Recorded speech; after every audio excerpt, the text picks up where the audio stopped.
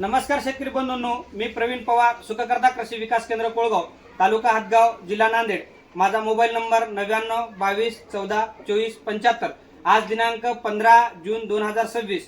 शेतकरी बंधूंनो, आज आपण जो व्हिडिओमध्ये विषय घेतलेला आहे, सध्या परिस्थितीमध्ये खूप मोठ्या प्रमाणामध्ये फोन येत आहेत की हळदीचं बियाणं उगवणीच्या पूर्व जमिनीमध्येच नासून जाण्याची जी प्रक्रिया घडत आहे, याच्यावर आपण थोडक्यामध्ये चर्चा करणार आहोत। शेतकरी बंधूंनो, पहिली गोष्ट, आपलं बियाणं उगवणीच्या पूर्वी जमिनीत का नसायले याची आपण थोडक्यात चर्चा करू, कारण आपल्याला मूळ कारण समजणं गरजेचं आहे। पहिली गोष्ट शेतकरी बंधूंनो, बऱ्याच शेतकरी बांधवांना बीज प्रक्रिया केली नाही, केली तरी करण्याची पद्धत चुकीची होती, किंवा योग्य पद्धतीने जरी केली तर त्याच्यात जे वापरलेले औषधे आहेत हे चुकीचे होते। म्हणजे बरेच शेतकरी पावडर फॉर्म मधले औषधं म्हणा, इसी फॉर्म मधले जसं क्लोरो सारखं औषध असतात, हे औषधं वापरतात आणि बीज प्रक्रिया करून हळद लागवड करतात। म्हणजे अति उष्णता त्याच वेळेस त्या हळदीच्या कंदाला तयार होते, जे लहान लहान अंकुरण असतात त्याच्यामधून ते औषध इसी फॉर्म मधले बियाणा जातात आणि मग नंतर त्याच्या प्रॉब्लेम येतात। हे एक त्याचं मुख्य कारण आहे। दुसरी गोष्ट एक सांगायची पद्धत म्हणजे शेतकरी बंधूंनो, जे शेतकरी बेसल डोस देत आहेत हे चुकीच्या पद्धतीने देत आहेत, देण्याचं प्रमाण सुद्धा चुकीचं आहे। म्हणजे कोणतं खत किती प्रमाणात द्यावं पाहिजे याचा कुठल्या प्रकारचा अभ्यास नाही, किंवा कुठल्या प्रकारचं जे जमिनीमध्ये उष्णता तयार करणारे खत आहेत हे शेतकरी बांधवांनी देण्याचा प्रयत्न केलाय। काही काही शेतकऱ्याचे बियोड पहिले चुकीचे असतात आणि गरमीचे जमिनीमध्ये आधीच उष्णता भरपूर प्रमाणात राहते आणि त्याच्यातून खताचं जे प्रमाण दिलेलं आहे चुकीचं, हे पण त्याच्या मोठा कारणीभूत आहे। ज्याच्यामध्ये शेतकरी बंधूंनो, दाणेदार खत ज्याला आपण सिंगल सुपर फॉस्फेट म्हणतो, याचा वारेमाप शेतकऱ्यांनी त्या जमिनीमध्ये वापर करणे, किंवा एमओपी सारखं खत, एमओपी म्हणजे क्लोराईड युक्त खतं असतात, हे अतिशय लहान पिकाला सहज इजा करतात, याचा सुद्धा शेतकरी बांधव बेसल डोस मध्ये वापर करतात। शेतकरी बंधूंनो, आपण बेसल डोसचा एक विशेष व्हिडिओ बनवलेला आहे। बेसल डोस हा पिकासाठी आईच्या दुधाप्रमाणे बाळकडू असतो, त्याच्याप्रमाणे त्याला जे पचते, त्याला जे खाता येते अशा पद्धतीचा देणं गरजेचं आहे। आता जे खतं जे वापरतात ते शेतकरी बांधव जे पिकाला 2 महिन्याच्या नंतर खाण्यासाठी आवश्यक आहेत ते खतं आजच शेतकरी बांधव वापरत आहेत। तर शेतकरी बांधवांनो, बेसल डोस हा अतिशय नाजूक, पिकाला सहज उपलब्ध होईल अशा पद्धतीचा देणं गरजेचं आहे। त्याच्यामध्ये 10व्या दिवसापासून त्याचा उपयोग घेण्यासाठी आपण त्याचा एक स्पेशल व्हिडिओ सुद्धा केलाय। योग्य जर बेसल डोस दिला तर बियाणाला जशी मुळी येईल तसं तो पिकाला खायला उपलब्ध होईल आणि तो लवकरात लवकर पीक वाढवण्यासाठी, सुदृढ पद्धतीने वाढ होण्यासाठी, उगवण्यासाठी त्याचा फायदा होईल। त्याच्यानंतरचं तिसरं जे कारण आहे महत्वाचं, शेतकरी बंधूंनो, तर बऱ्याच शेतकऱ्यात आता बऱ्याच भागामध्ये अवकाळी पाऊस झालेला आहे, किंवा काही भागामध्ये अवकाळी पाऊस झालेला नाही। म्हणजे अति उष्णता असल्यामुळे बऱ्याच शेतकऱ्याकडे जे पाण्याची मुबलकता असते, अति सांगण्याचा विषय म्हणजे जे काळीच्या ज्या जमिनी आहेत अशा जमिनीमध्ये सुद्धा शेतकरी वारेमाप अशा पद्धतीने हळद पिकाला पाणी देत आहेत। शेतकरी बंधूंनो, हळद उगवण होईपर्यंत तुम्ही जर अति पाणी जर दिलं तर तुमचं बियाणं सडल्याशिवाय राहणार नाही, याची काळजी घ्या।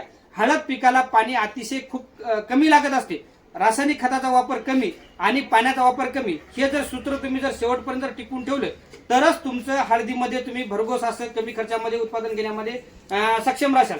तर शेतकरी बंधूंनो, आता जे काळीच्या जमिनी आहेत या जमिनी एकदा पाणी जास्त झाल्या की त्या जमिनीमधून जे वापसा आहे तो लवकर मेंटेन होत नाही, म्हणजे त्याच्यातून जे जमिनीतली जी उष्णता आहे ते बाहेर निघल्या जात नाही आणि मग हळदीचं जे बियाणं आहे ते तुमचं शिजल्याशिवाय राहत नाही, म्हणजे एकदम भातासारखं बियाणं तुमचं शिजून जाणार। त्याच्यामुळे तुम्ही पाण्याचा जे वापर आहे तो योग्य पद्धतीने करा। आता बऱ्याच शेतकऱ्याकडे लाईटची व्यवस्था योग्य वेळी नसते, तुम्हाला जर पाणी देण्याची एक योग्य वेळ शेतकरी बंधूंनो लक्षात घ्या। त्याच्यामध्ये तुम्हाला सांगतो, लाईट जर तुमची जमीन तपण्याच्या आधी आली तरच तुम्ही त्या हळद पिकाला पाणी देण्याचा प्रयत्न करा। म्हणजे सकाळी 8, 9, 10च्या आत जर लाईट आली तर बरे, किंवा 10च्या आधी पाणी लावा, म्हणजे तुम्हाला दिवसभर जे पाणी चालू राहिले तर काही प्रॉब्लेम येणार नाही। पण एक वेळ जर तुमची जमीन तपली, म्हणजे दुपारचे 12, 1, 2 वाजलाय आणि तुम्ही जाऊन मोटर जर लावली तर जमीन तापलेली असते, तुम्ही जर पाणी जर मोटरचं चालू केले तर त्या हळदीच्या जे कंद आहे त्याला तुम्हाला प्रॉब्लेम आल्याशिवाय राहणार नाही। म्हणजे अतिशय गरम पाणी तुमच्या कंदाला जाऊन त्यात तुमची इजा झाल्याशिवाय राहणार नाही।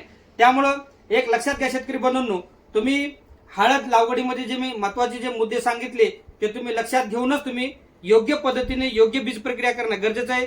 दुसरी गोष्ट, खताचं बेसल डोसचं नियोजन योग्य पद्धतीने, कुठलेही खत किती टाकले म्हणजे तुमचा बेसल डोस झाला हा तुमचा चुकीचा संभ्रम काढून टाका। आणि शेतकरी बंधूंनो, पाण्याचा जो विषय सांगितला मी तर तुम्ही समजून घ्या।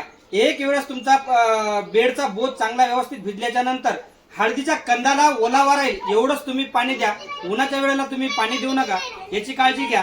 आणि योग्य पद्धतीने हळद व्यवस्थापन तुम्ही करा। चुकीच्या पद्धतीने जर आतापासून तुम्ही हळद व्यवस्थापन केलं तर तुमचा फक्त खर्च होईल आणि उत्पादन होणार नाही.